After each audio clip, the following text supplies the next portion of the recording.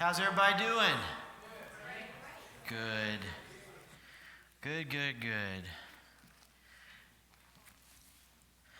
Well, I was ready to walk in here about 1 minute till, and I forgot my microphone. So I had to get my microphone. But I saw a few other stragglers, so that gives everybody a chance to get here.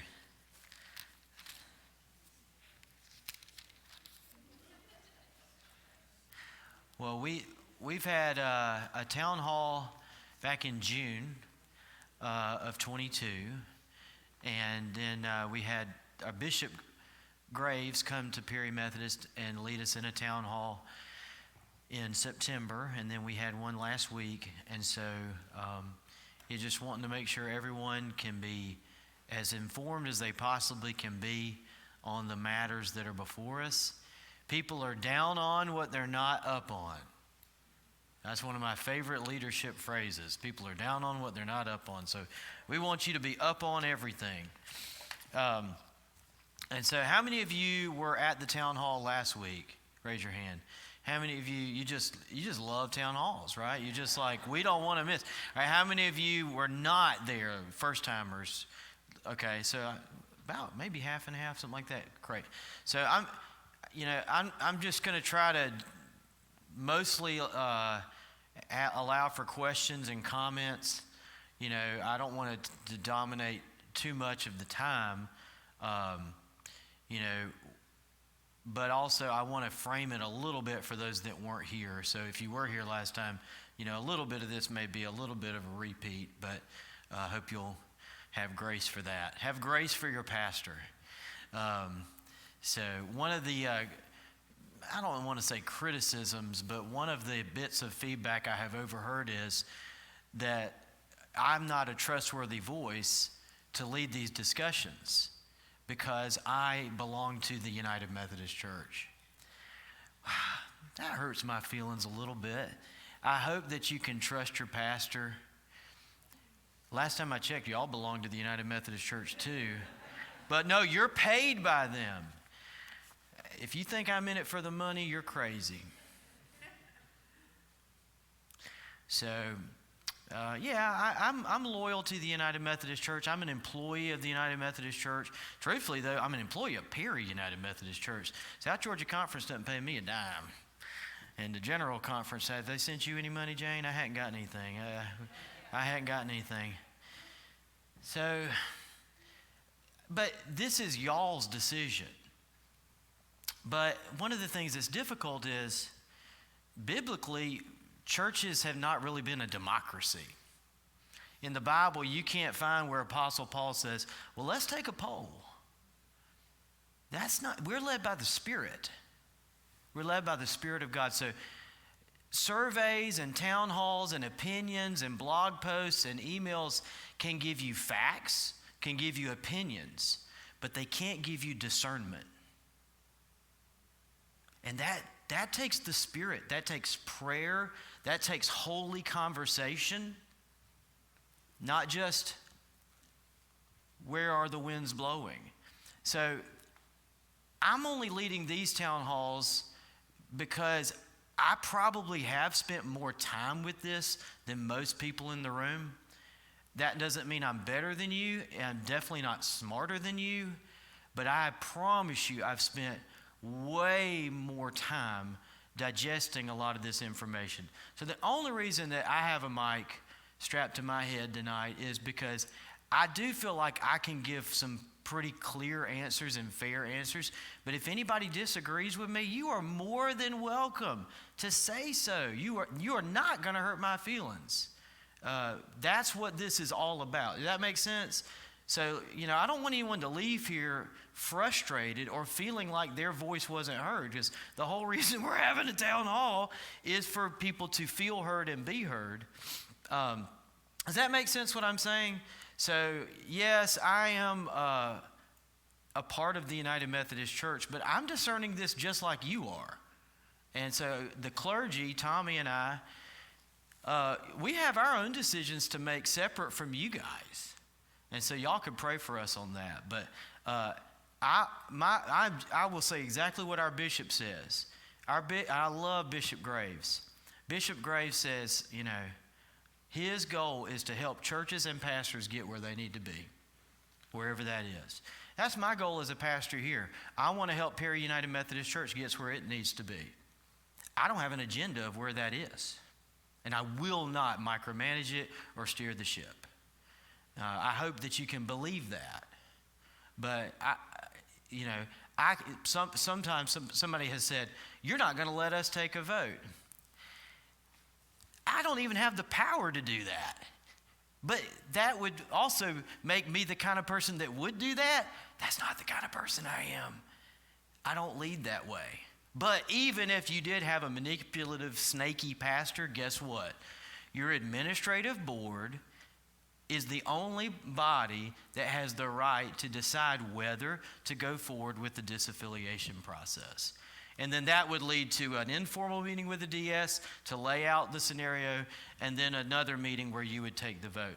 But the administrative board has to vote on that in order for that to happen. If they vote on it, the DS has to come, no matter what the pastor says. In fact, I was talking to Craig about this last week when we met. If the administrative board says we want to take a vote, even if I say, Craig, it's not a good idea, it doesn't matter what I think. It's your church. It's your board. If the board says no, it doesn't matter what I think. I can't say, but Craig, we still, Does that make sense to y'all? This is all on the South Georgia Conference website, www.sgaumc.org. This is all a part of our conference disaffiliation policy that we voted on. But I just want you to hopefully be able to trust your leadership that all we are trying to do is get through this in a way that's honoring to God and that is loving to the people in our church and in our community. I just wanted to clarify because I heard that since last week. So since last week, I kind of got wind of people saying, well, you shouldn't be out front. I get it, but I am your senior pastor. And so I am going to try to speak into what I think, but I'm also creating a space for others to speak up too. I'm going to read a verse out of the book of Acts, chapter 15. I hope all of you who were here at the last town hall went home and studied this. Did you all go home and read the book of Acts? No? You just trust your preacher that much? That's crazy. Why would you do that? Read the Bible, people. Read the Bible. The first church council meeting, the first disagreement is recorded in the book of Acts. And the big disagreement was over whether to allow Gentiles who had apparently received the Holy Spirit, whether we're going to let them in the church or not. And in case you don't know, they decided to let the Gentiles in. And the real thing was, are they going to have to become Jewish? And the answer was no. That was what the Spirit led the council. But there was much debate. Then the apostles and the elders, beginning in verse 22. Then the apostles and the elders, with the consent of the whole church, decided to choose men from among their members and to send them to Antioch with Paul and Barnabas. They sent Judas, called Barsabbas, and Silas, leaders among the brothers, with the following letter. Quote, "The brothers, both the apostles and the elders, to the believers of Gentile origin in Antioch and Syria and Cilicia, greetings. Since we have heard that certain persons who have gone out from us, though with no instructions from us, have said things to disturb you and have unsettled your minds." Isn't that amazing? This is before the internet. People went out from us, although not with our permission, and said things to disturb you and unsettle your mind. We have decided unanimously to choose representatives and send them to you along with our beloved Barnabas and Paul, who have risked their lives for the sake of our Lord Jesus Christ. We have therefore sent Judas and Silas, who themselves will tell you the same things by word of mouth. This is the verse that gets me. For it has seemed good to the Holy Spirit and to us to impose on you no further burden than these essentials, that you abstain from what has been sacrificed to idols, and from blood, and from what is strangled, and from fornication. If you keep yourselves from these, you will do well. Farewell. Now that's a short letter too. But I just find it interesting. It seems good to us and to the Holy Spirit. That's the best that the early church could come up with. It seems like this is where we're going to go. And this was like on a major deal. And so that's sort of comforting to me, because the church will always find itself in places where it's like, man, where do we need to head on this? They sought the Lord together, and they said, it seems good to the Holy Spirit and to us. But in that very chapter, a few verses later, Paul and Barnabas, who had been very close friends and brothers in ministry, have a disagreement, and they separate. So right there in the same chapter, you have it seems good to us, and then you have Paul and Barnabas, who were in ministry together, saying, look, you got to go do your thing and I got to do my thing. And they're both still Christians, and they're both still loved, and they're not excommunicating one another, but they had to go their separate ways. Scripture's a lot for us to chew on. So I'm going to pray for us as we get started, and then I'm going to just share like a little summation of where I think we are, and then we'll open up the floor. Dear God, thanks for today. Thank you so much for these friends who love their church, who love you. Thank you so much for those who can't be here but are maybe watching online later on. And we just pray that our conversation will be helpful. Lord, we just pray that we'll glorify you in what we say and how we say it. God, we are aware that the discussions that take place have the real potential to hurt people and to cause harm. And so, God, please give us your grace to not cause harm. You know, John Wesley said, first, do no harm. And so we don't want to do any harm. We want to do good, and we want to do what is best.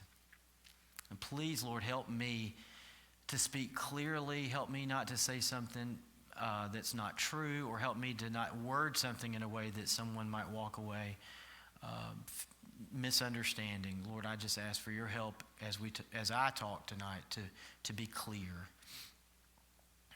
We love you, Lord, and we ask this in Jesus' name. Amen.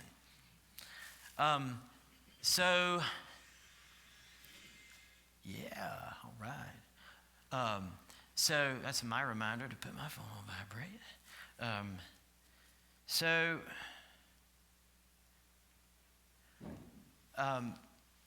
We've created a new section of our website called Denominational Concerns, and so there's lots of information there that you can look at. There's documents which have links in it. There's also video from Martha Bowman UMC in Macon is doing a similar process as we are. So there are 2 videos from town halls that Martha Bowman had, which are really good. One is Jay Hansen, who is a Methodist pastor that their church disaffiliated, and he's one of the high leaders in the Global Methodist Church. So they had invited Jay to come speak, and Jay's a friend. I love Jay, and he did a great job. And then the next week they had Dr. Shane Green, who is also a dear friend of mine. He's a pastor of St. Paul United Methodist Church in Columbus. And so St. Paul has a lot of similarities to Perry Methodist Church, a whole lot. I think we have a ton in common with them. So I think taken together, watching those 2 videos is very helpful, because Shane's church is waiting and seeing for now, and so it's a good balance to listen to both of those videos. I highly recommend that. And then we'll put the town hall videos up probably soon, maybe tomorrow, Emily, I don't know. probably tomorrow. So we'll put up, we didn't have the June, so we'll put the June town hall up, and then we'll put these 2 town halls online. If anybody wants to go back and watch it or share with others. I mean, personally, I was like, the June town hall is getting kind of old, but at least people can watch it if they want to. But, I mean, things have changed even since then. So for me, 2016 was when I had my moment, because I've been a United Methodist since 1977. I felt called to ministry at the age of 17. I went to seminary.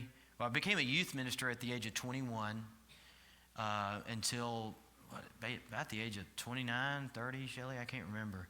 I met and married Shelley in 06, met her in 05, married in 06, and then we went to seminary in 07, and still doing youth ministry to 2010. And then in 2010, I was appointed as the pastor of Alpha United Methodist in Bloomingdale. And so we were there 6 years. But that's when I really, as a pastor, is when I really started studying the issues of human sexuality in the Bible, and because I started to realize back in 2012, I was like, every church will have to deal with this one way or another. I just could see it coming. And then in 2016 was when, after General Conference met in 2016, the General Conference of the United Methodist Church is a committee of about 1,000, half clergy, half laity, democratically elected by different annual conferences around the globe, and they're the only deciding body for the denomination. So I don't speak for the United Methodist Church. Bishops don't speak for the church. Only General Conference speaks for the church. And they meet once every 4 years in what's called the General Conference for about 2 weeks, and it's hard for them to get much done.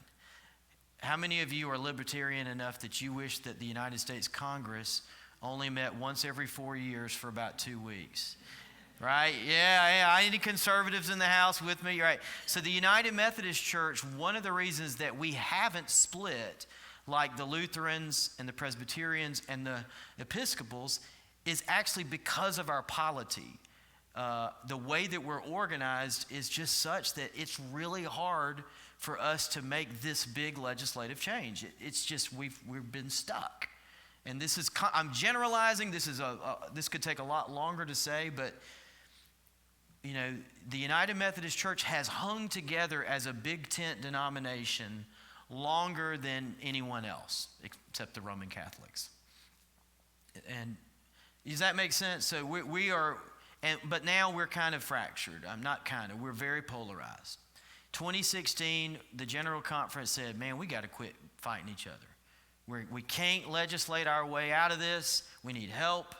It was the same at 08, at 12. You know, this insanity is in continuing to do the same thing, expecting different results. So all the conservatives, well, not all, but most of the conservatives and progressives at General Conference got together and said, they made a motion to ask the bishops to lead.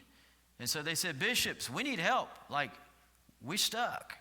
And so the bishops called special General Conference in 2019. I don't know, some of you may remember that. And they appointed a commission to study it. I think it was like 50 people, and it was a mixture of conservatives and moderates and progressives. Some of the kind of big voices that had a lot, that were respected in these various camps, came together, and they were supposed to come up with, you know, different options of how can we either remain together in some way or separate amicably. And then in 2019, they presented these different options, and nothing worked except the traditional vote. The current stance that is now our stance held up by not a lot, like in the low 50%. And then if you watch that General Conference online, at the end, you saw the conservative caucus on one side of the room huddled up. This is 1,000 people. So about 400 or 500 conservatives on one side and about 400 or 500 progressives on the other side. And they were each singing different songs. And it was just heartbreaking. It was, you know, it's like it was a perfect picture of our dysfunction and of the pain, and there was just pain. Our delegates to that general conference came back and said, the traditional vote won, but everybody lost because we're just hurting each other. So then behind the scenes, some other leaders got together with an attorney and formed a protocol. They came up with a compromise on how to separate. We all expected at the 2020 conference for that probably would have passed, I think. Some form of it would have passed. And we would probably have been able to move as an annual conference or as individual churches into a new conservative or traditional expression of Methodism or Wesleyan theology. But COVID happened, and so the 2020 General Conference couldn't happen. And then 21 was the Delta spike, and again, we couldn't make it happen. And really, it's not just that, it wasn't just the people that were like pro-mask running the show. It was that we have delegates from lots of African countries, Asian, and so it was visas. The issue, a big problem why they couldn't have it in 21 was there was just different governments had different policies on COVID and on visas. And of course, that's where you're going to get into the two sides narratives. Some will say, hey, we just had to postpone it, and others say they're intentionally kicking the can down the road. And I don't really care to project. I don't know. I wasn't in the room, but the decision was made to postpone General Conference, to not have it in 22, in fact, to cancel it or postpone it all the way to 2024. I think that was super unfortunate. That just prolongs the agony. But that's what happened. And so that was sort of the proverbial straw that broke the camel's back. And so many traditional United Methodist churches who were ready for a change began to pull out. Many of them have launched. There's been more than one new denomination that's been launched. One we hear a lot about is the Global Methodist Church, but there are others, I think. And so that's where we're at, is that in the South Georgia Conference, we have churches that have voted to disaffiliate, as far back as 29, I think maybe 2020, June of 2020, June of 21. In 2020, there wasn't that many. In 21, there was some more. In 22, there was a decent number in June, and then more in a special called conference in August of 22. My posture as pastor has been, if anyone asks me, is just, I think that would be premature. But there were churches that were ready to do that, and they did. And so there's one more opportunity in 2023 in the South Georgia Conference, which is in May. We'll have a special called annual conference. And then in 2024, the South Georgia Conference is awesome, and I love it. And so the South Georgia Conference leadership, our board of trustees, our bishop and cabinet have come up with a plan for churches to depart the denomination in 24, which was the South Georgia Conference came up with a disaffiliation policy in line with what General Conference recommended. So in that 2019 General Conference, when we voted the traditional view of human sexuality again, we also voted that they added a paragraph to the Book of Discipline that says if churches need to leave because they can't abide our policy on human sexuality, they can. And there were some parameters, but annual conferences had to work out the details, the specifics on that. Well, that paragraph that they added sunsets on December 31st of 2023. So that's why you'll hear a lot of stuff about you got to get out now, you got to get now. And that's true in some annual conferences. And it's even worse in some annual conferences. And at South Georgia, we said, our leaders wisely said before our June annual conference that Tommy and I and George and Janet Nunn, who are our lay delegates, so we represent y'all at the South Georgia annual conference. And our leaders there put on the floor a proposal to allow a full year more, because obviously because of COVID, all this got delayed. And so we wanted the intent of allowing till 2023. We wanted that spirit to remain. We don't want any church to feel rushed into a decision, and we don't want any church feeling like they're, that the time's running out, so to speak. So, and then our bishop, gosh, I love our bishop. If I say that a couple times, y'all forgive me, but I really love our bishop. He already on our conference website, and I've linked to this in some of the info I've sent out, but they have put out dates for opportunities for churches to leave in 2024, and I believe they're in May, in August, and in November. General Conference, the dates have been put out for General Conference 2024, and it's April, May. Sorry, I don't remember the exact dates, but so there will be 2 opportunities to leave after General Conference, and so churches will have time to hear what happens there, digest that, and make a decision even after that if they want to. We are making our preparation. We're not waiting until General Conference to do our discernment. We're doing that now. The administrative board of this church back in August, I leaned on them and said, look, y'all need to form a discovery team, because even though we kind of want this to blow over, it's not going to blow over. And we need to be studying this. Even though I know this stuff like crazy, I've lived and breathed this stuff for a while. Tommy knows this stuff like crazy. I said to our administrative board, I need for lay people in this church to study this stuff, so it's not just coming from your pastor. So they agreed to do that. And so the nominating committee met in October, September, late September and October. And that's what we have to do. I don't handpick the discovery team. The nominations committee does that. There's another pastor I learned about that handpicked a group, and he's possibly up on charges. We're in a conference that believes in the book of discipline, and you had better follow it. So our nominations committee put forth the leaders, and that has to be voted on at the charge conference. I know some of you say, well, I didn't know about it.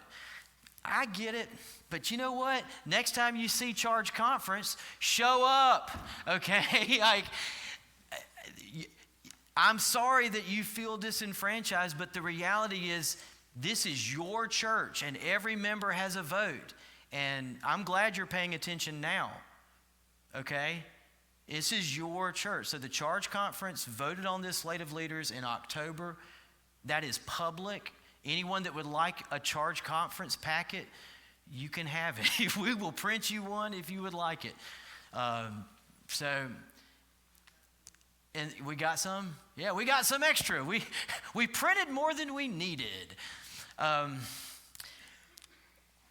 In November, I was doing work to try to prepare the discovery team. And I know some people say, well, you should have had that team meeting already. Well, I guess. I don't know. I don't feel like I was ready. I feel like if we had tried to meet in November, we would have just been all over the place. And so what we did was we put together a pretty robust document for them to study. And they've been doing that. And we sent that out in November, and so they studied that. Our bishop asked for a pause on all of this stuff for Advent. And I thought that was very needed. It was sorely needed for this pastor. Even though this church has not really been, a hotbed of anxiety or stress, I still have been dealing with this every day. It consumes us as pastors because of what our connection is going through, other pastors, other churches. So we paused in Advent, and then in January we're ramping up. That's why we're having the town halls now. I've sent out a big letter with some links in it. We've launched the discovery team meetings. We're going to have our administrative board meeting. We usually meet first quarter in second month of the first quarter. But we're going to move it up to Monday, January 29th at 6 p.m. in the sanctuary. And those meetings are open. I mean, anyone who wants to come is welcome to come. The administrative board, has work to do. But I would say if this church has a desire to disaffiliate in 2023, that the administrative board needs to take that up soon because of the timeline of the later meetings that have to take place. So I think the deadline is March 1st. Yeah. Monday the 30th. That's what I said. Thank you. That's what, yeah. Monday, whatever. January, sorry. Thank you, Emily. Monday the 30th. So the deadline to schedule the informal meeting is like March 1st.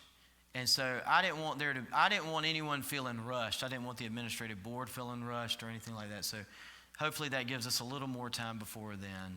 If the church wants to get out now, that would be the opportunity. So we're trying to, I guess my point in saying this is, I think that it would be good to wait until 24 to have time to discern and pray and study and especially really to study where we will land. Because if you vote in 23, in May of 2023, that we have no book of discipline. You'll have absolutely no structure. You'll have no bylaws, no constitution, and that gives me a little heartburn. I'm not saying you couldn't come up with that, but that's a short time frame to come up with a church law. And you can't just copy and paste the book of discipline because it's based on a connectional system, and you would not be that. Also to study if you wanted to align with another denomination. And well, what's the ins and outs of that? Pros and cons, what's a good fit for us? So, like, I'm making no bones about it. I think this church has more thinking and praying and studying to do, and this gives us the time to do it during 2023, and then when 24 comes and General Conference happens, we'll have a solid idea of where we want to head. I do hope and pray that, General Conference, something good comes out of that. I want to believe. I want to believe there's still a God who might be doing something in the United Methodist Church. It may, but again, that would be insane thinking, right? Because insanity is, right, continuing to do the same things, expecting different results. But my pie in the sky wish would be that General Conference allows for annual conferences to realign so that local churches don't have to have a vote. And that's not that I'm scared to take a vote. It's just no matter how well you try to frame it, taking a vote is going to possibly cause pain and division. And it always creates winners and losers.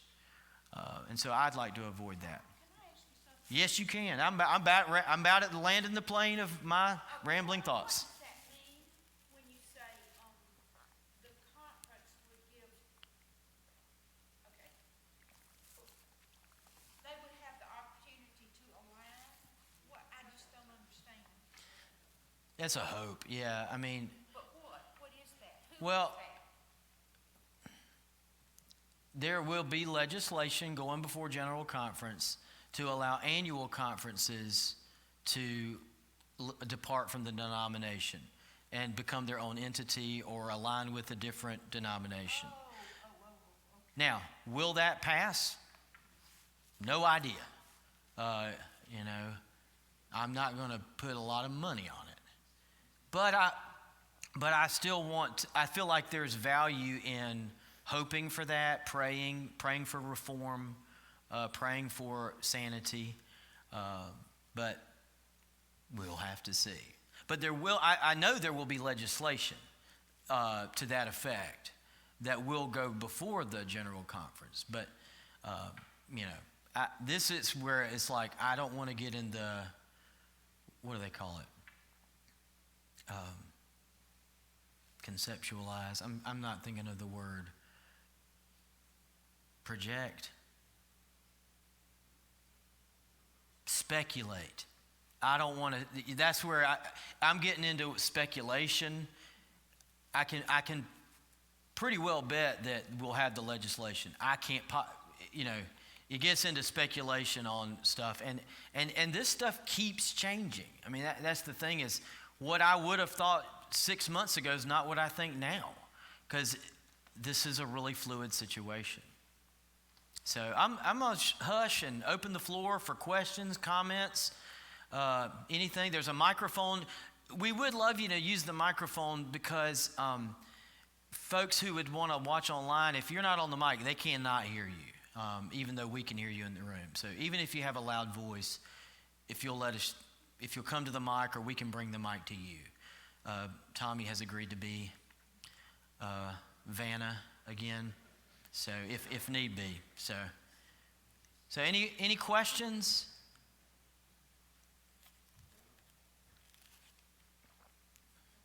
You got a question? Yeah, Mike.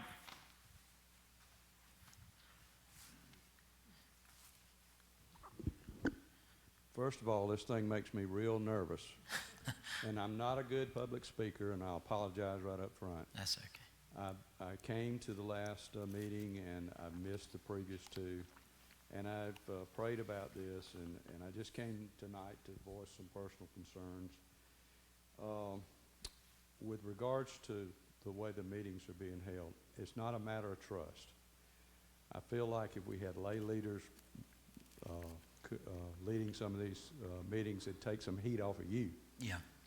Because things could be conducted in a way perhaps that would allow people to speak and with no repercussions back on you. We know that you are in a bad position in some respects because the buck stops here in some respects on a lot of things. And it's not a matter of trust. I want you to understand that from my perspective. I just think that would be a great idea at some point that maybe the Discovery Committee, when they feel prepared, they could lead some town hall meetings about the pros and cons of disaffiliation. Otherwise, I think waiting until 2004 to address disaffiliation there's greater risk that we be in a worse position than we are today, and primarily perhaps financially. Nobody can guarantee the rules won't change, and they can't guarantee the rules are not going to change at the 2004 General Conference for sure, because so many traditional churches have pulled out already. That pendulum is going to kind of swing.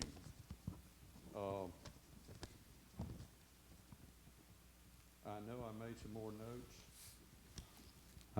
some more notes. It's in here somewhere. I want to look at it. Oh, the last point, and from my view, is the human sexuality issue is a biggie. I understand that. But when you look at the progressive positions on other things, that is of more concern to me than that.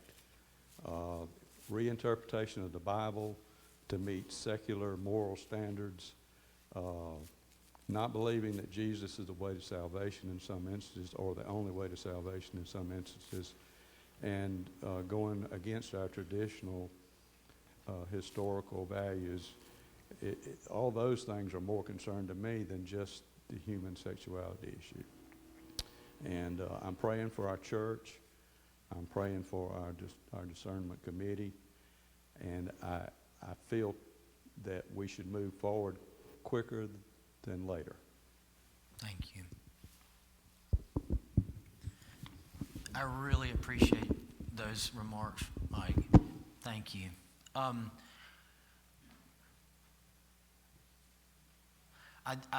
do want to, I don't want to be disagreeable.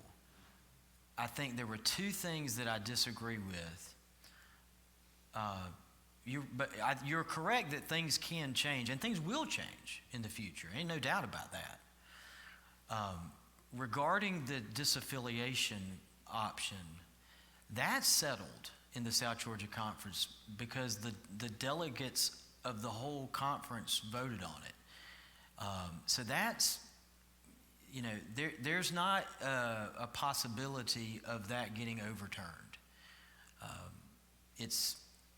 and that's not just me saying that. I mean, that is, you know, I'm talking with our bishop. I'm talking with leaders of lots of churches, and you know, I don't know how to convince people of that, but and it doesn't help that our neighboring conferences, who I love, are acting wildly outside of those.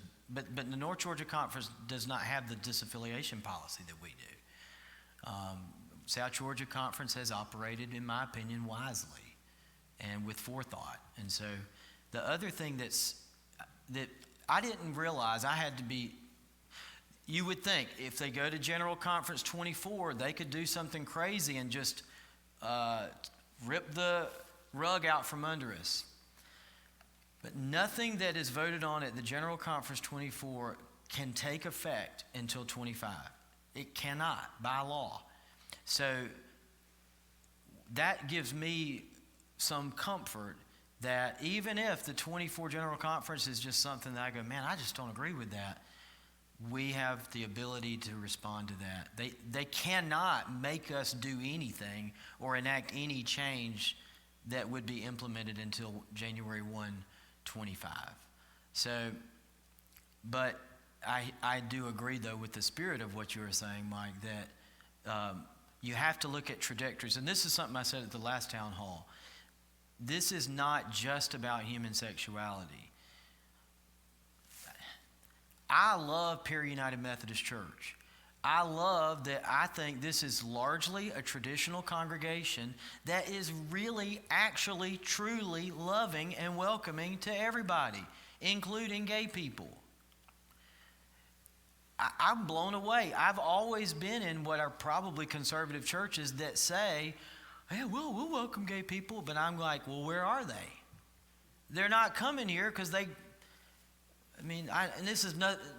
don't mean to hurt anybody by saying this, but for some reason, they're not coming here. For some reason, they are coming here, and I love that. And so, no matter what, this is just Tom talking. Nobody's going to make y'all be other than the church you are. Don't worry. Like, there's not an outside force. You have agency over your future. You decide the church you're going to be. And I hope you'll stay the church you are. I hope we grow, and I hope we continue to become more faithful disciples. I know we're not perfect, but I want to be a church that lives in this tension of we're going to love people, and we're going to hold up the scripture, and we're going to follow God, and we're going to be a church like Jesus, full of grace and truth. That's what the scripture says. Jesus came to us full of grace and truth. He wasn't half grace, half truth. He wasn't 70% grace, 30% truth. He was 100% grace, 100% truth. Most Christians can't do that. Most Christians lean into grace and kind of water down the truth a little bit. Or they real good at the truth. We got to stand up for the truth. But they don't offer a lot of grace. And the call to us, which I think the Methodist Church has been halfway decent at, not always in our history, but we've been halfway decent at walking this.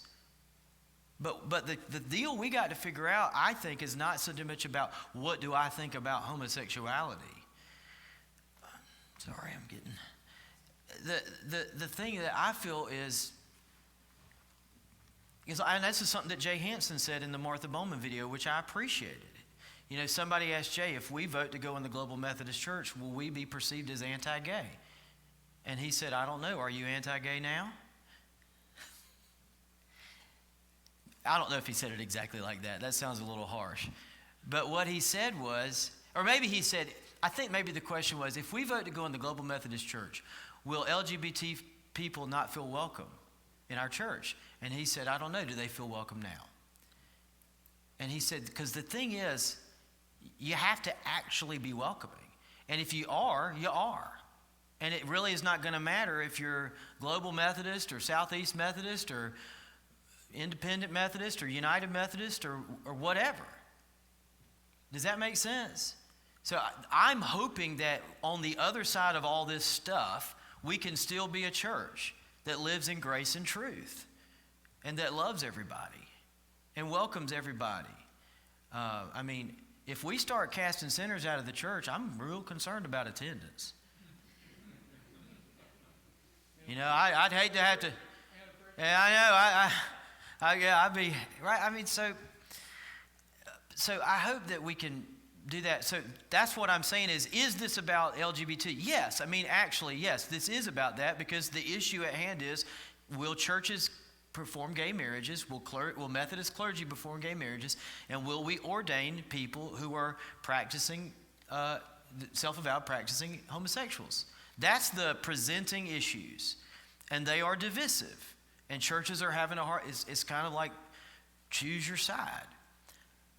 But I think, unfortunately for us, it doesn't matter. It is what it is. This has come to us. And so now it doesn't matter what you think about anything. We have a choice that's being presented to us. Our board chair at the August meeting said it's kind of like COVID. A church could not want to deal with COVID, but eventually COVID came to you.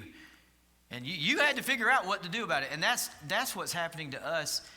And so for me, I want this church to prayerfully discern what's the trajectory for, again, this gets into some speculation, but we want to use reason, we want to study, we want to use our minds, we want to use our hearts, but you know, what's going to be a good alignment for us? It might be the United Methodist Church remains a place that is a good fit for us.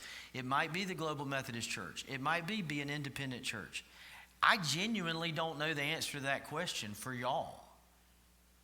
But I think in sort of spirit of what Mike is saying is, you have to look at the fact that just numbers. If 20% of the conservative churches in the UMC are disaffiliating, that's going to affect things. That's a fact. I mean, that is a fact. The South Georgia Conference is looking different every day. It's neither good nor bad. I have a lot of grief because I have a lot of friends that I'm no longer in the same denomination as. That's okay. We're still friends, but I'm going to miss seeing them in June, you know. But you have to look at the fact that our South Georgia Conference is shrinking. So, I'm a hush. Yeah, Gary.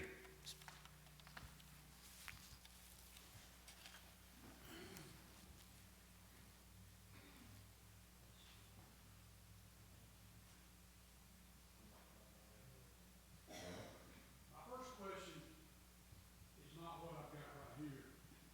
I want to reply.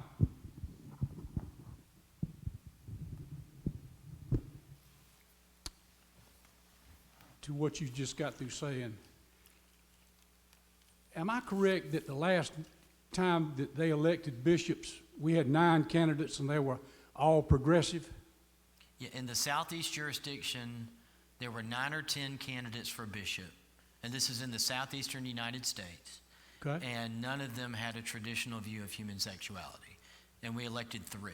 We elected a bishop from Mississippi, South Carolina, and Virginia. Were they all 3 progressive?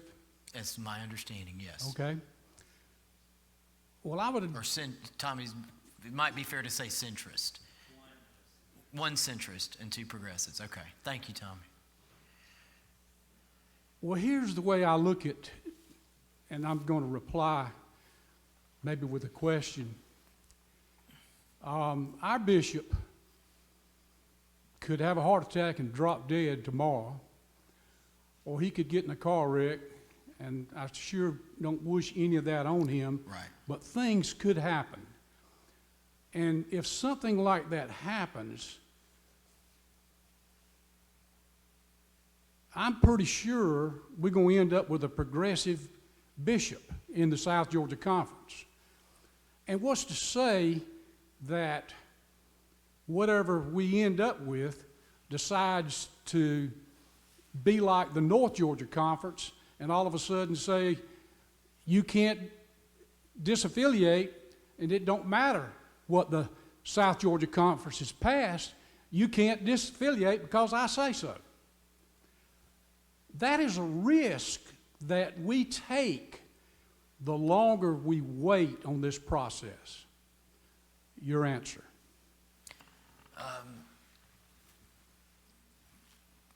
Yeah, if something were to happen to Bishop Graves, I assume we would had to share a bishop. Perhaps a retired bishop would have to come serve us. I don't know how they would handle that. I know that our conference has law. I mean, what we vote on at conference is law for us. And so our disaffiliation policy is enacted, and it's being followed. So in terms of, and this is where I'm not a lawyer, but when you have a policy that's been voted on and is being followed, so there's precedent, it would stretch my imagination. Could a bishop come in and try to act in a rogue manner? Yes.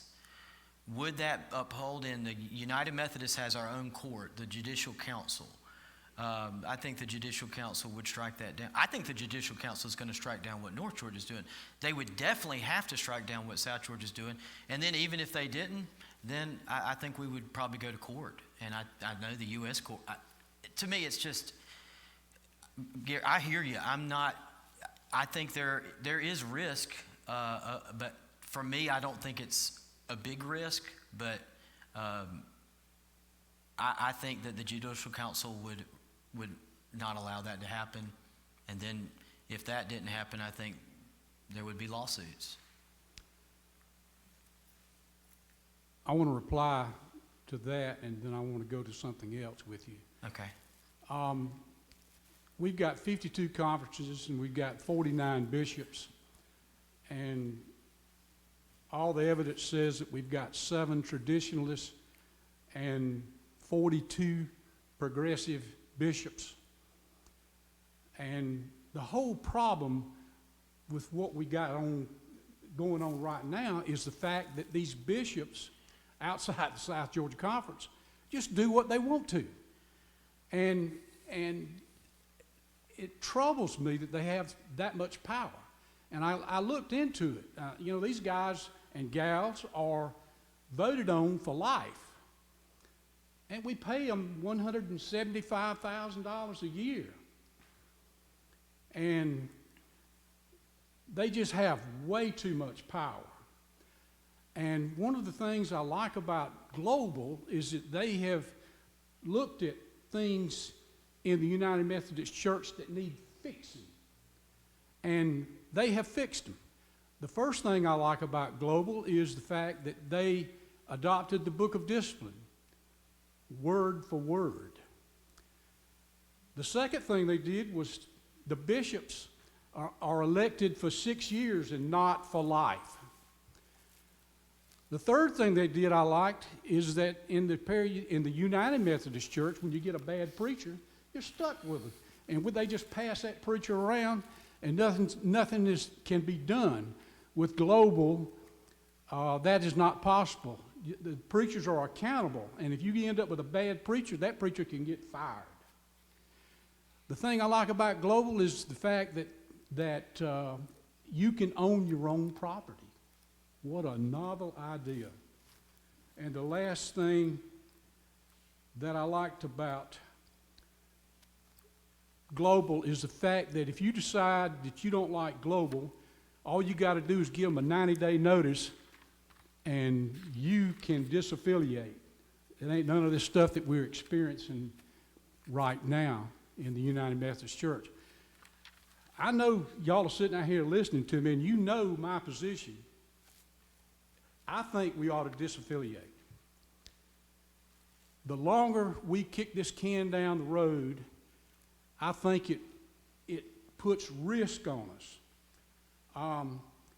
People out here are getting tired of the wait, and some of them have already voted with their feet and have left. And I think some of them that I've talked to are voting by not tithing and not giving anymore. They're quitting. I talked to a gentleman who was going to make a 6-digit payment on our property at the end of the year, and he said, no, I'm not going to do it because I'm going to wait and see what's going to happen. I mean, that bothers me. And the fact that I worry about the United Methodist Church and the General Conference changing the rules. We know, I think, that the opposition is not very honorable as far as I'm concerned. I mean, you look at what happened in the North Georgia Conference, and if you don't think those guys up in the North Georgia Conference are not playing hardball, go talk to Bethel Church, who had to write them a check for $13 million to leave. And on top of that, they had to pay $500,000 for a lawyer to represent them. Now, come on. They say, the UMC says it's not about the money. That is not true. It is about the money. We've got 12 conferences right now in the United Methodist Church where you can't leave, it don't matter what you want to do. They've made it so high, so expensive. Those people in those 12 conferences cannot leave. The only way they can leave is with their 2 feet out the door. And they leave their property to the UMC, which will probably take it and sell it. So I'm really concerned about it. The disaffiliation thing, the course that we're taking here at this church is going to take us a year to 2 years to probably get anything done. I'm just looking at what has been done thus far. And for me, to attend 24 more town hall meetings would be a killer. Yeah, I don't want to do that. Well, what this does, if we delay, then people are tore up about this thing. And it bothers me that we're in this position. And I can't imagine me having to sit here and stew with this issue for 2 more years. Now, I'm going to address one more thing, maybe, and I might stop. But you've been before this church, preacher, and you've made no secret about it, that you want to delay and wait and go out to 24. People in this church listen to you, and they respect you. And I think our administrative board is listening to you, and I think our discovery committee is listening to you. I think I'd heard they met in January and said they wasn't going to make a decision this year. I don't know if that's true, but that's what I heard. But you sat right up there just a minute ago and said that if we decided to leave and maybe become independent, that it would be a nightmare because we didn't have a book of discipline, and it almost looks like you were discouraging us from even thinking about disaffiliating. But I'm here to tell you that disaffiliating is not a big deal. Global has got it figured out. We've got 2,500 churches that already left. It's projected this year 2,000 to 3,000 churches are going to leave. And the latest projections I read this week say that 60% of the United Methodist churches are going to leave. 60% is the latest projection. The UMC people said it was going to be 5%. They went way, way wrong. And I think they're getting scared because of so many people disaffiliating. We've got 12 conferences, so they can't do it any way you look at it. So really 60% of the churches is a big, big number. And most of y'all know that the 10 largest churches have already gone. What do all these people know, and why are they in such a hurry to leave the UMC? I think it's because of the risk that ultimately you may not have the opportunity to take your church with you when you disaffiliate. Now that troubles me. The only thing I've got to go on is the fact that I can take my 2 feet and walk out that door, but I love this church, and I would like to see whatever we do as a group and leave.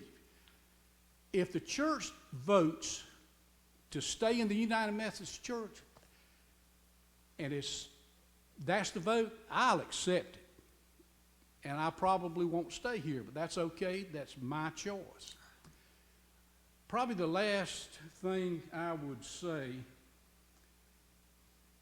is I am unhappy to not be able to vote. And the way it is right now, our church is way, way, way, way behind in the disaffiliation process. And I'm not leaving, and I'm going to wait it out. If it's 2 years from now, I'm going to still be here, Tom. I'm going to wait it out to find out what we finally end up doing. But I think we're wasting a lot of time. Preacher, I hate that a lot of this stuff has fallen on you. I really think conducting these meetings, you should not be the person doing it. I like the one at Martha Bowen with the Hanson coming up there.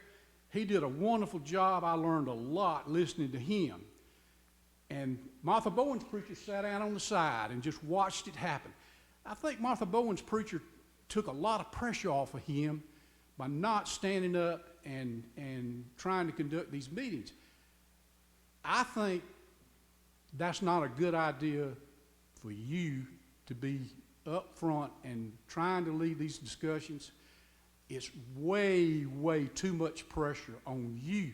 And I pray for you just about every day, hoping that you're going to be able to get through this thing. And I really do like you as a preacher. I really do. I like you as a person, and I've told you that 10 times. And I hope that you can get through this. And I'm praying for you. Thank you. I guess that's all I got to say tonight. Thank you, Gary. Thank you But for I will sharing. come back to the next town hall. Thank you. Okay.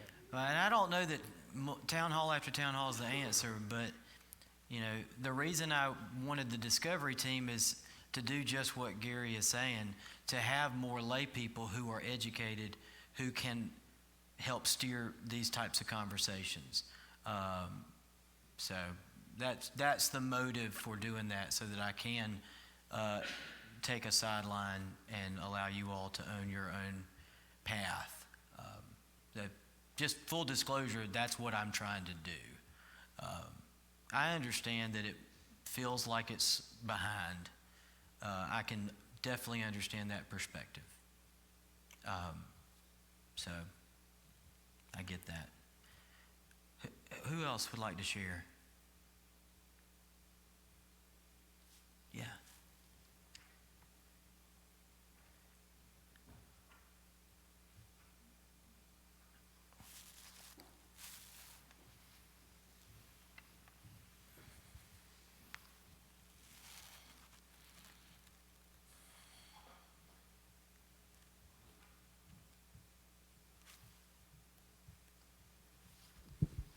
I'm a newbie at this church. I've been here about 5 years.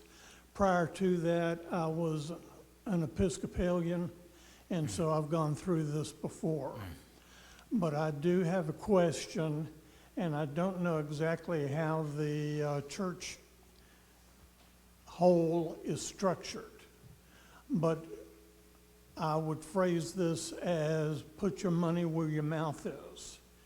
As far as pledges are concerned, would a person in a conservative church, conservative UMC church, be able to designate on a pledge check that it is only for the church, rather than having the funds shared with the national church?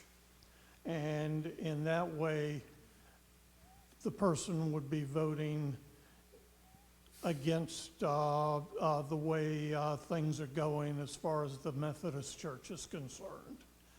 And I don't, as far as our conference is concerned, if we share some of our pledges with the South Georgia District, that's good. but not sharing it with the other districts, I think would basically tell the people where we stand on this matter. Thank you.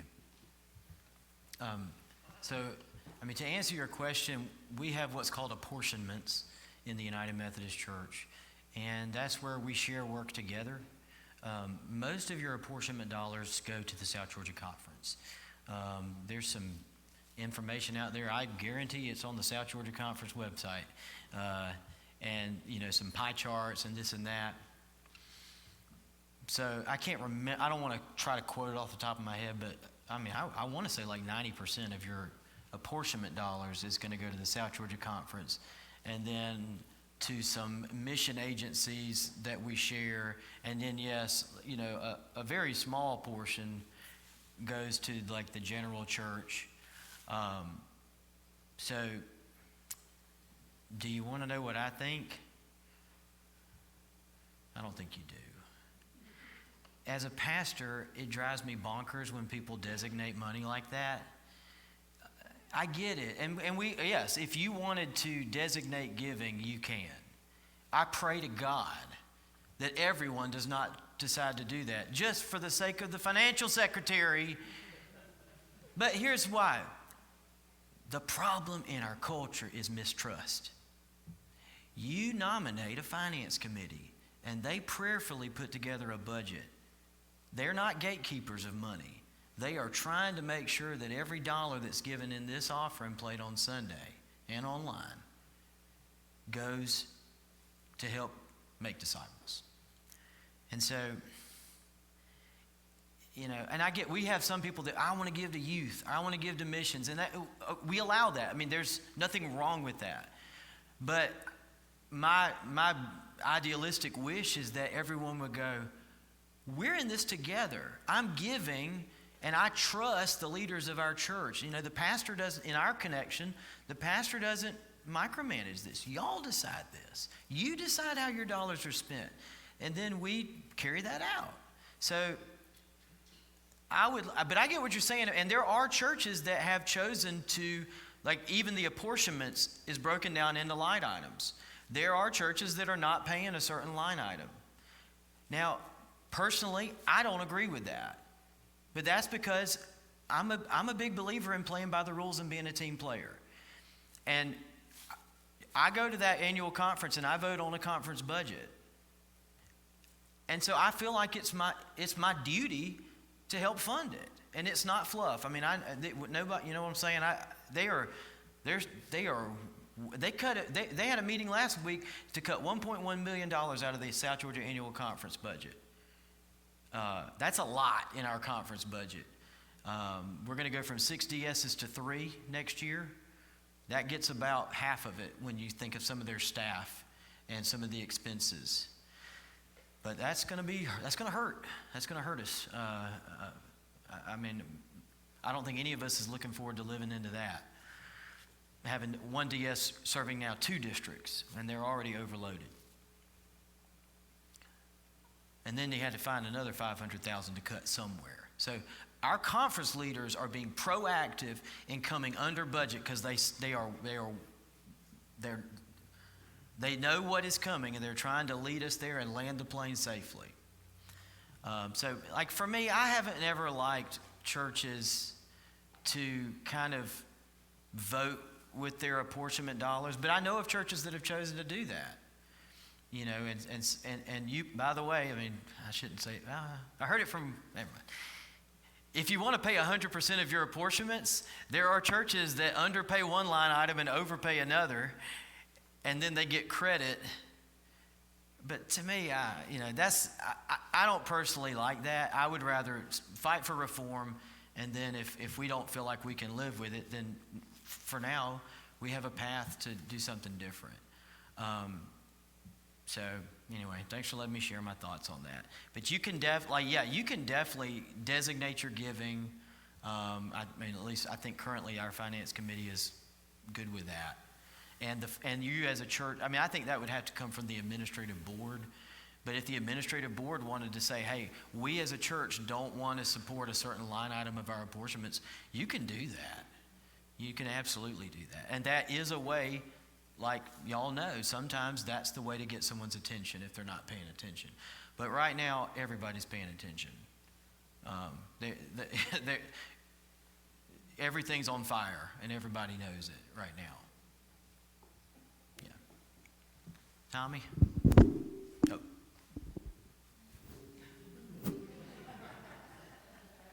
Yeah, back here.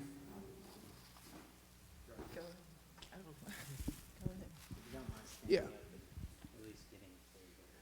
Sure. Hey, my wife and I came here as refugees from another church that has gone through disaffiliation. Welcome. When I listen to the conversation, I think about decisions that I've made. I never feel like I've been rushed into making a good decision. And I've never felt like a decision that I made in anger or fear was the right decision. So I just encourage everyone during the period of discernment to put aside anger and fear and expediency and take the time to prayerfully and thoughtfully decide on which direction the church wants to go. I'd also ask that if a decision is made to disaffiliate, to make an extra effort to reach out to the people who are on the losing side of the vote, whatever the vote is, because I can tell you from experience, people will get very hurt by whatever decision is made. As you said, there will be winners and there will be losers, and the losers will not take it well. And if you want to keep them as members of the church and members of the community and the Christian body, it's going to take a lot of effort by the winners to reach out to and be conciliatory towards the losers. Thank you for sharing. Thank you for coming.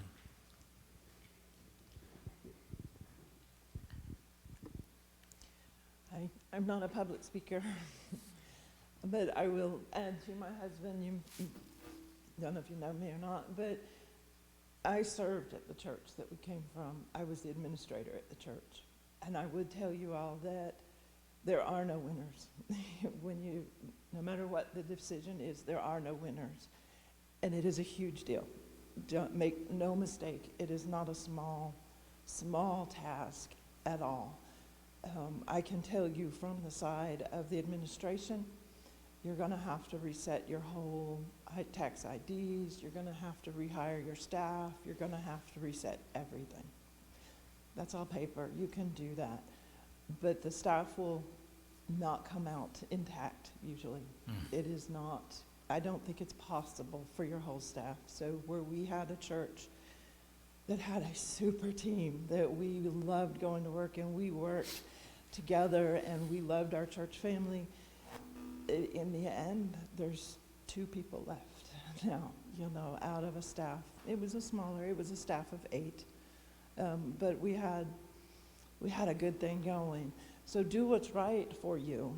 Yeah. But please don't rush and don't minimize it. Don't think for 1 minute, not 1 minute, that this is going to be easy or no big deal. It is. It's doable, and you will be able to do it, and you have outstanding leadership to get you through. God has put your pastors here to help you, and they are doing a beautiful job of it from what I can see from this point. So please don't. I took a vow to be a Methodist when I became Methodist. Before you divorce your church, really put the effort into it to make sure you can't fix it. Can you go to conferences? Can you change it? Can you make what you've got better?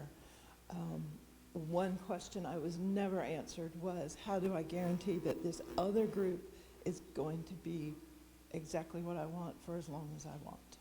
And I never got that answer. So that's my side, that's our side. So you see us here, we're visiting. We would really like to join the church. And we're trying it out, but it's, I understand where you are, and we'll see how it goes. Right. Okay. So thank you for putting up, and thank you for welcoming us. We appreciate it. Thank you, Lisa. I don't know. Yeah, it's really interesting since this has sort of started to get heated up in June.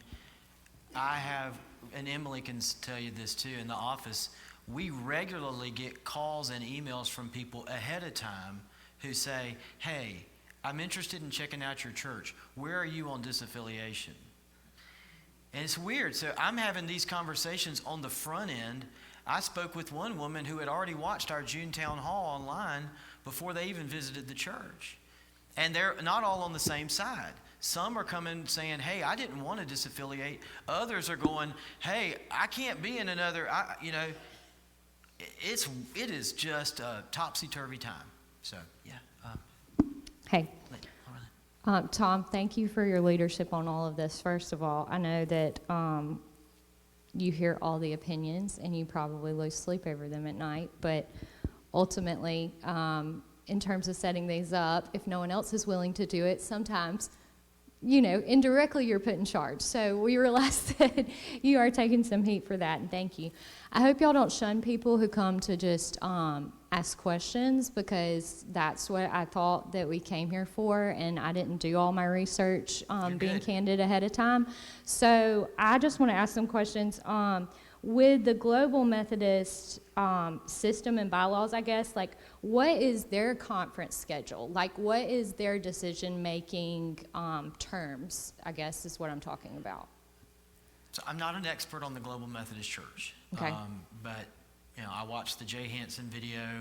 I've got good friends that are leading it, so I know what I know. They're under a transitional book of discipline, and they have an executive board, I think of 17, that is the transitional leadership board. So they don't have a general conference or anything like that yet. And I expect they will have a convening conference at some point. I have not heard that that's been scheduled yet, so I don't know when that is. But I had hoped, and I still hope, that it will be early in 24. I heard that one time. I think that would be terrific. So they have a transitional book of discipline. And then the South Georgia, there's a group of churches in South Georgia that's a provisional annual conference. So they're not actually an annual conference yet, because they haven't constituted yet, but they're the South Georgia Provisional Annual Conference of the Global Methodist Church. And I think there's like 13 or 14 churches that have joined, something like that. So in South Georgia, we've had a good number of churches disaffiliate, like 90 or 100, maybe more. We'll probably have 80 or 90 or 100 disaffiliate this June. I haven't heard the exact numbers, because churches still have to vote, and we don't know how that'll go. But we will definitely have some leaving in June. But not all of them have joined the Global Methodist Church yet. And that's something that's been interesting to me, is I think a lot of churches are waiting and seeing on that.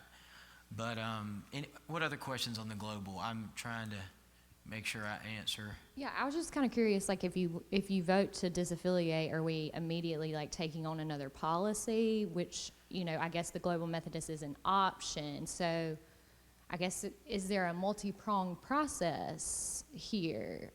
You just disaffiliate, and then we don't, like you said, you don't have a bylaw, or following as fast as possible, we vote again? What does that look like? Some churches in their same meeting will vote to disaffiliate, and then they are basically they're disbanded as that church, and then they reconstitute in the Global. There's been churches that have done that. One vote, moving on, DS leaves, I guess, and then you convene a vote. How that takes place, I'm going to be talking to some other churches that have done that, just say, hey, how did you navigate this? But I think it would be real good for your administrative board to have that work done, to not be up in the air, even if you're going to become independent, that you've got it, whatever your polity is going to be as an independent church, that's ready to go, that you've already been communicating that to people so they've had time to look at it and study it and know what they're entering into, whether that's independent church, Global, another Wesleyan denomination. So that's part of what we've asked the Discovery team to do is just look at pros and cons of different things, but they're not voting up or down. They're just trying to distill information.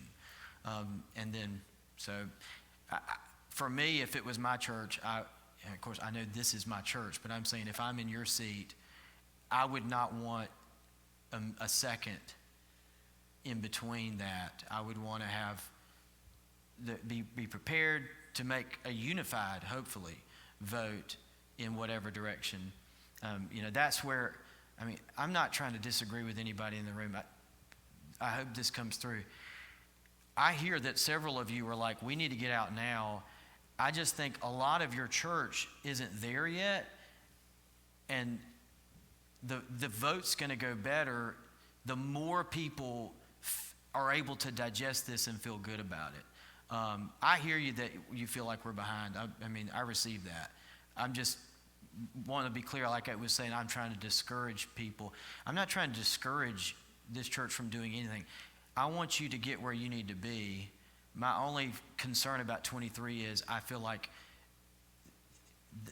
will that be enough time to communicate these massive decisions, two big decisions, to disaffiliate and to and then what to align with. They're not bad. This is not negative. This is not a bad thing. But you do want to make sure that people are on board, because that's a whole church vote. Every person who is a professing member of Perry United Methodist Church has a vote at that meeting. I have a few more, if that's okay. But I want to say it again. I am not discouraging this church, this administrative board. They have the right to say, if you feel like you need to take a vote, I'm not standing in the way of that.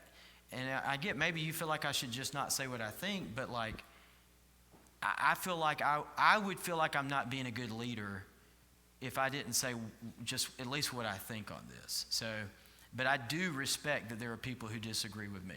I deeply respect that. And I can be wrong. That's how you know I'm not a fundamentalist. I can admit I'm wrong. I can admit I might be wrong. So.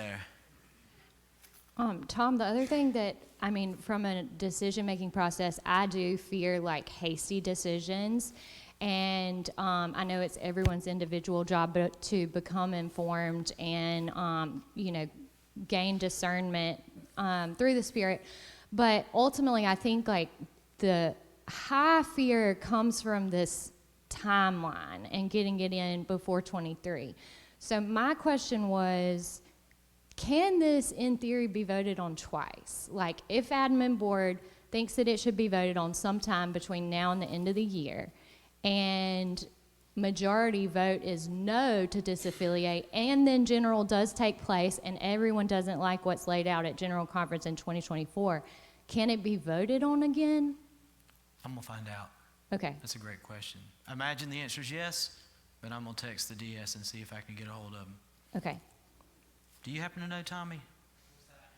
If we vote to disaffiliate, like if the board says, let's take a vote in 23, and then it doesn't pass, can the church vote again in 24?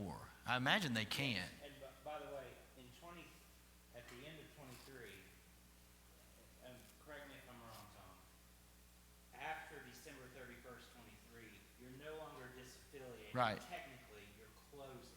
Yep. And then, which unfortunately, we close churches all the time, every year. At annual conference, we close churches. Many of you know Elko.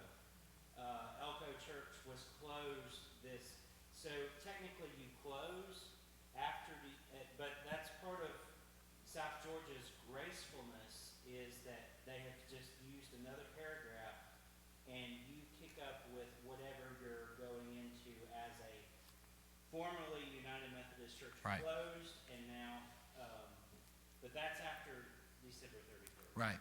So it's just semantics. It really is. And it's, what's interesting to me is the paragraph in 2024, the language is that a church that ceases to function as a United Methodist Church, Right. which is what you would be doing. Both paragraphs, I think, are fair ways to disaffiliate or to depart, which is the language that we're going to use in 24 is we're going to say depart. Depart is better than close. Yeah, we're going to depart because we're just trying to make sure the legalese is correct. Timeline for this year for 2023 is April 1st. Right, right. It has to be done in the spring. For our church later this year, that's past the point. Right, right. That was all of my questions, and the only public opinion I'm going to share is, and I know everyone is probably ready to leave. My children are probably eating the nursery out of their animal crackers budget right now, but I did want to say that, you know, Brent and I joined this church after we got married and probably had $10 to our name, and I want to just make kind of a public acknowledgement that while we are very aware that we have very, very gracious people in this church that make very, you know, large donations that do wonderful things for our church, everyone can't make those. And I fear making people who don't have those amount of dollars in their accounts feel like their voice isn't the same as the people who are large donors at our church. And so I would just say in decision making or, you know, argumentative, like for or against positions, I would hesitate to make people feel like every voice doesn't have the same weight at our church, because I think that is why people are welcomed here and feel really great here. And I think that people come here because of the people, and we should continue to embrace that. I know that I grew up in a Methodist church, but I didn't look into how strictly everyone was following the ordinances in Perry when we joined this church. We looked around at the people and the programs that were going on, and we joined here for the people. And so I would want to know that moving forward, we're still embracing that culture here, and that it is still very inviting for people in our community. So that was all that I wanted to share of public opinion. Thank you. Thank you for sharing. And just to be clear, questions, statements, speeches, all is welcome. You can have research, you can know nothing. There's not a dumb question. And I don't want to go all night. I think we'll go a little longer, and then I'll close in prayer at some point. But then I'll hang around. You know, I'm not trying to squelch it. I just want to be mindful that, you know, some people might get restless. Well, Yes. I have comments, and I want to tell you, I want to come up here and look at y'all. There you go. That this is very, very difficult for me. I am a lifelong Methodist. I was a Methodist before I was a United Methodist. And this discipline that we have, I have believed in for many, many, many years. And I support the discipline the way it is and the way it is written. And I followed the 2019 General Conference online, and Reverend Brad and I had several conversations about the votes that took place, and they were close. They were 51 to 49 to support the discipline, and all the votes were about sexuality, human sexuality. The amendments, they were all about that. So I have to go back to trying to think, what is it in the discipline that is causing us to come to a point where we want to disaffiliate? You know, and this is, I have not yet decided, and Teddy serves on the administrative board. She's going to have to get to a decision, and I'll have to live with it either way. I know that. But it's very hard for me, being a lifelong Methodist and a fifth-generation Methodist, a fifth-generation South Georgia Methodist. That's hard for me to get up and leave the United Methodist Church. So if there's, I believe that a time for discernment is the right thing, to think this through and not to jump to a quick conclusion and not to be pressured into disaffiliation. Because let me tell you, there is a lot of good stuff in the discipline that we currently have. I think the social principles is where we have the trouble. I think that's where, You know, and it's a very, very small section of the discipline, but there's a lot of good stuff in that discipline, a lot, and it provides a lot of structure for the church, for the local church, for the conference, and for the general conference. Lots of good structure written in there, and I just have a hard time giving that up. And as some of y'all may remember, I served as your administrative board chairman for 3 years and a vice chairman for 3 years. And I read through that discipline, and I tried to make sure that we followed that discipline. And Mike Jackson there helped me greatly to follow it. So my feeling is that it's going to be a tough decision for me to leave the United Methodist Church. And I would like to see what the General Conference will do, if they will change the social principles on human sexuality.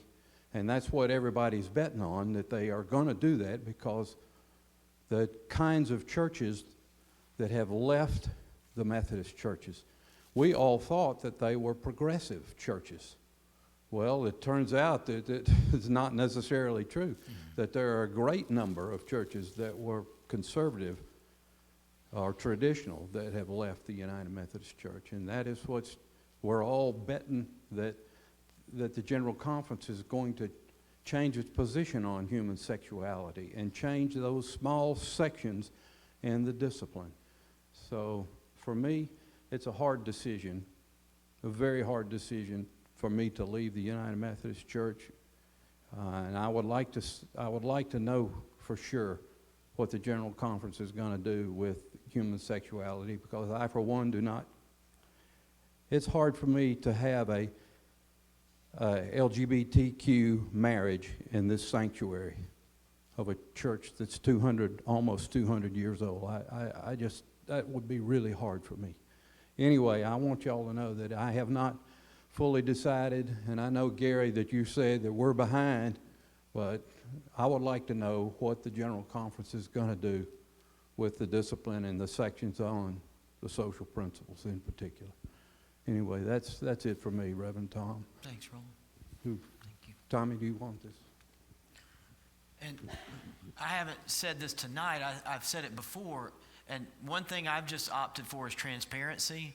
And so years ago, I just decided I've got to have the courage to tell people the truth, no matter how it's going to be received.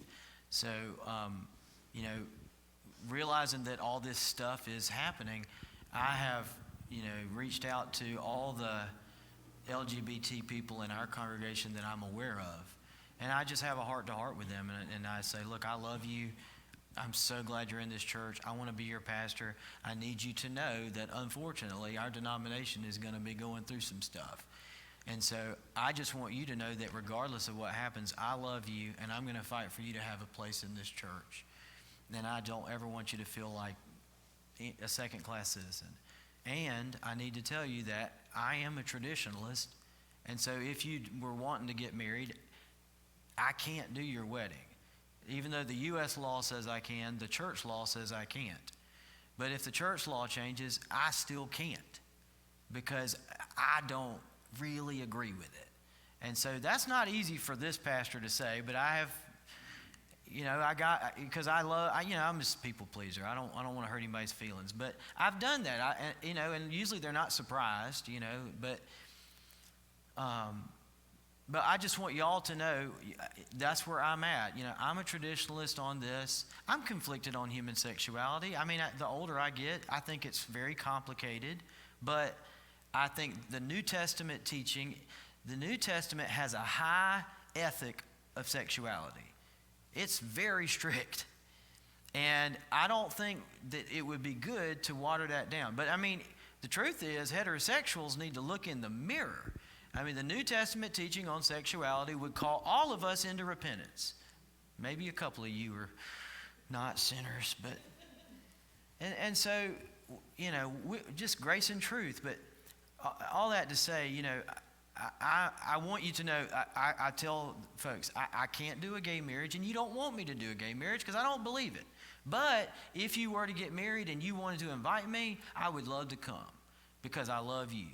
And so that's where I'm at. And that's maybe a conflicted position, and maybe some of you might disagree with that. But that's okay. I get it, you know. I mean, I'm wrestling with this, but I have friends and family who, and I know you do too, that I love, and that, you know, I don't want to stand in the way of their faith and their discipleship in any way.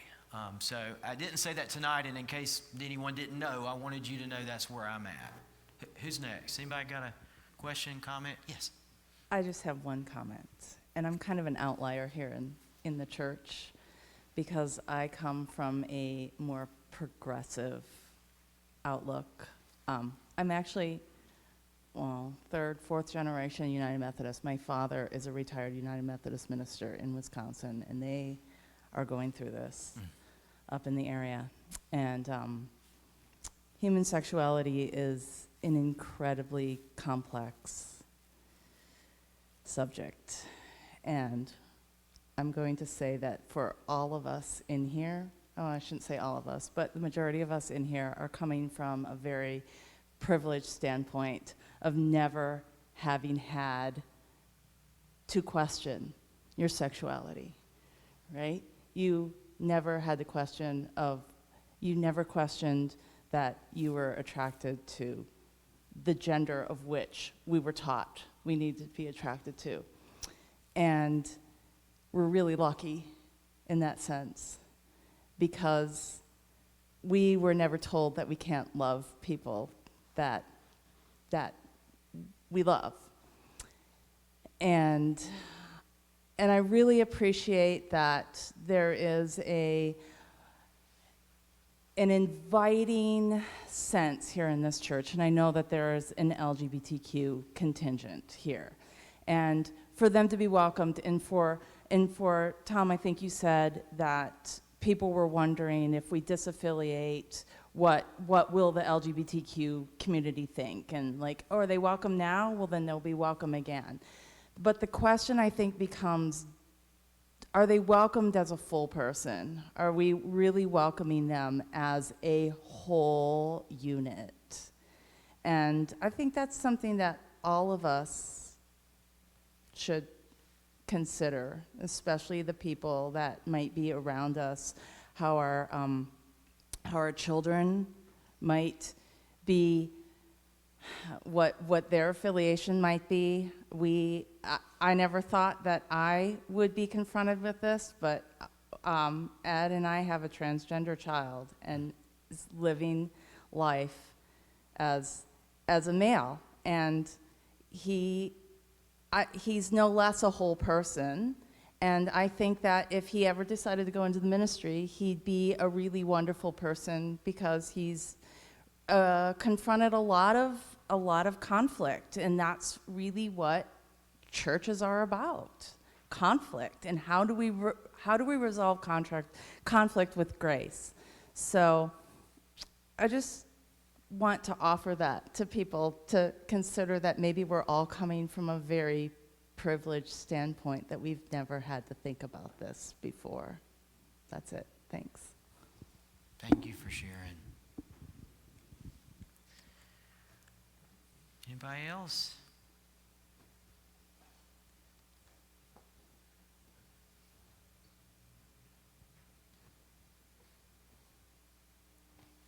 Going once. Well, I really want to, yeah, okay. Saved by the bell. Oh. This may be a redundant question, and if it is, I apologize. It just means I didn't get it. I don't understand the process of disaffiliation. What is the first step? What does this church do to get to that process? And then quickly, if you can explain what is involved in that process. I mean, honestly, I always have to refer back to the conference disaffiliation policy, because it is a little complicated, you know, but so I'm just going to pull that up so that I don't misspeak. But the step is your administrative board has to take a vote to proceed with the process. So a lot of authority rests with your administrative board. And so, the administrative board may say, hey, we want to let the church vote, because they need to be heard. Or they may say, we don't think it's the right time. But that's really up to them. And then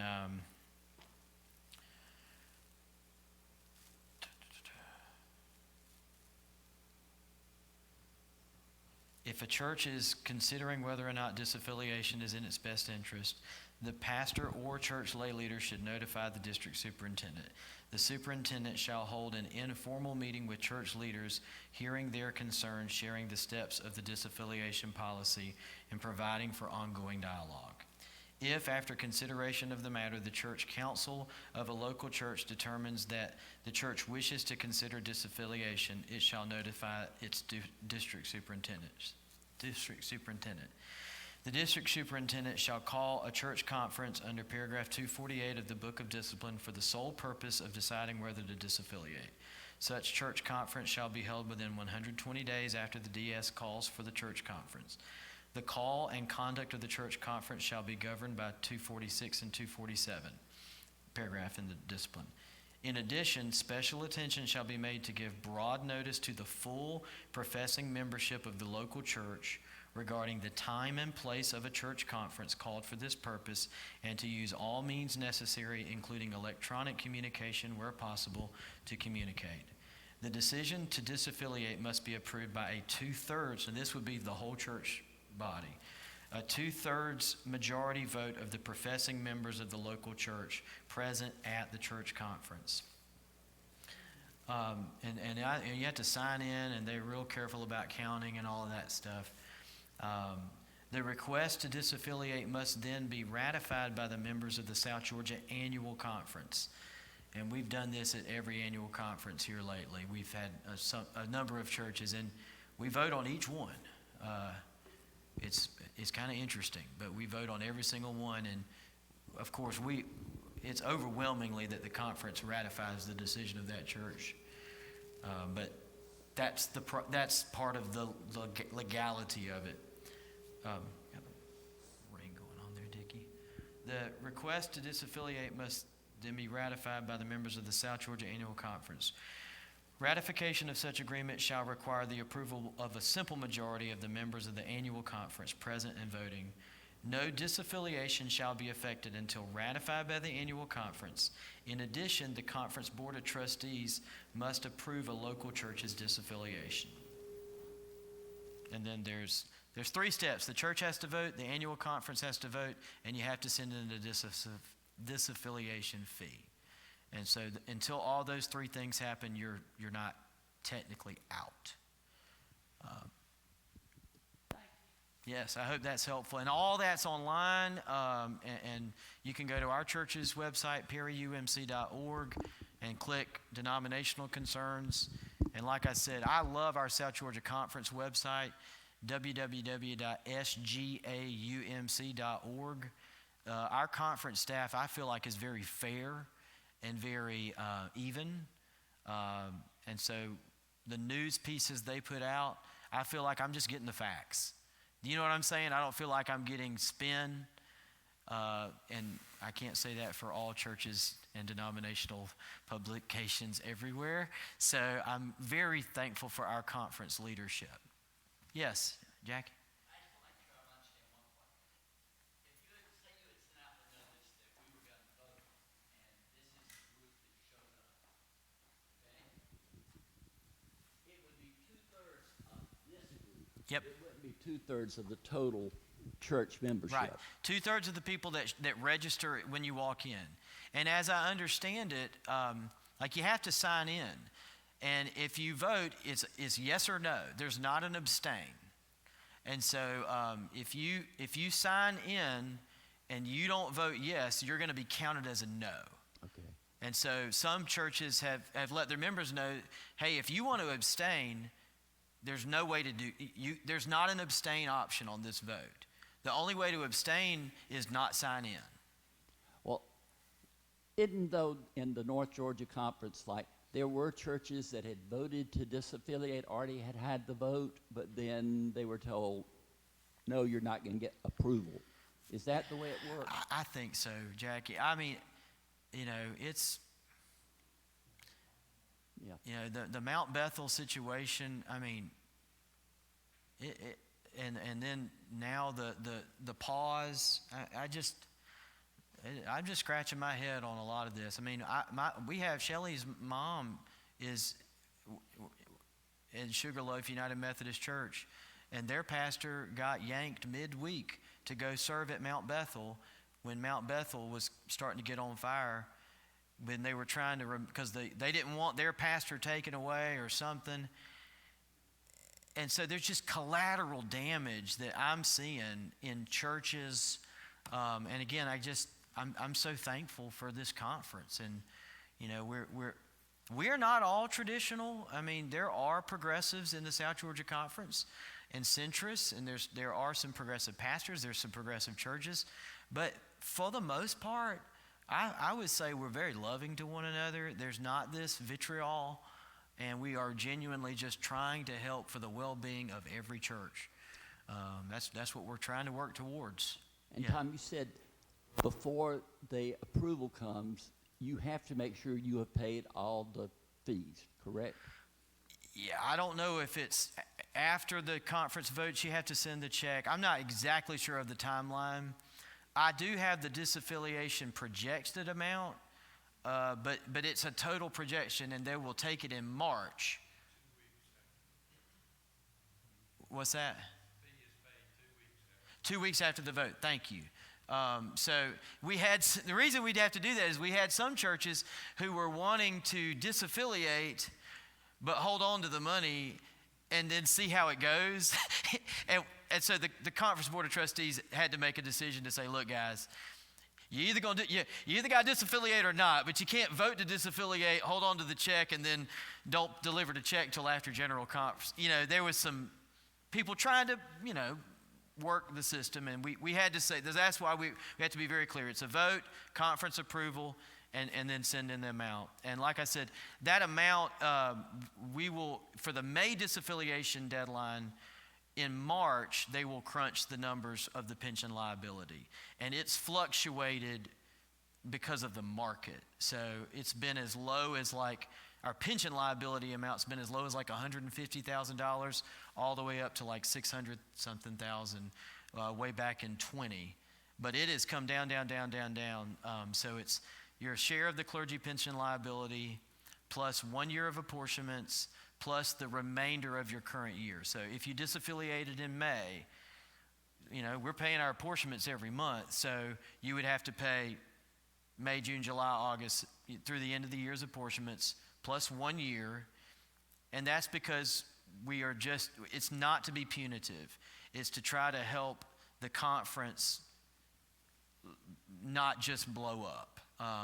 We voted on this budget, and so, to me it's very fair. And then the share of the clergy pension liability, because it's not right for, as I understand it, my pension is my pension, and the law protects that, but it's not right for the churches that leave to leave the churches that remain holding the bag.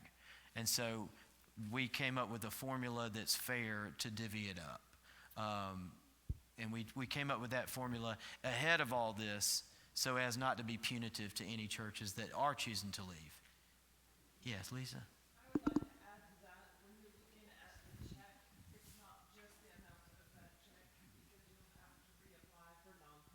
Status.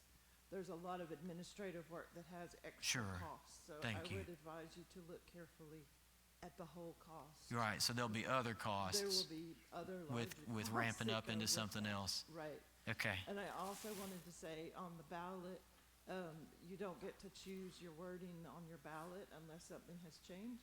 Right. And the question that you will be posed on the ballot pertains strictly to human sexuality. Right. The 23 disaffiliation is in that, and 24 is a different paragraph. Anybody else? That's almost the exact same amount of time as last week. I guess that's when I get done. Anybody else? I'll hang around. If you have questions that you're not comfortable asking in front of everybody, I'm here. If you still have questions that you're not comfortable asking to my face, you can write them on a card. And we forgot, did anybody write on cards? I didn't even think about that tonight. But if you want to write it on a card, and you can hand it to me, and I'll try to answer it in some form going forward. And you can email me, message me, carrier pigeon, whatever you like. All right. Tommy, can I pick on you again to close us in prayer? Would you be willing to do that? Thank you, Tommy. There were disaffiliations before the year of our Lord 1080, but the first great disaffiliation was the Great Schism, where all of a sudden the center of the church became two different locations. One was Constantinople, and the other was Rome. This prayer is from a place I love to be.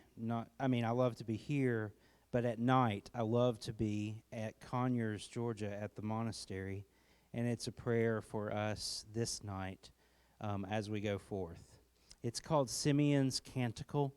It's the Canticle of Simeon, and I'm not going to sing it like the monks, but I want you to join me in the Gloria at the end of it, if you would. And y'all know that one, glory be to the Father. So we're going to end this with a Trinitarian prayer, because after all of this, we're all Wesleyans and we're all Trinitarians. So let's pray. Protect us, Lord, as we stay awake. Watch over us as we sleep, that awake we may keep watch with Christ, and asleep let us rest in his peace. Glory be to the Father, and to the Son, and to the Holy Ghost, as it was in the beginning, is now, and ever shall be, world without end. Amen. Amen. Go forth in peace.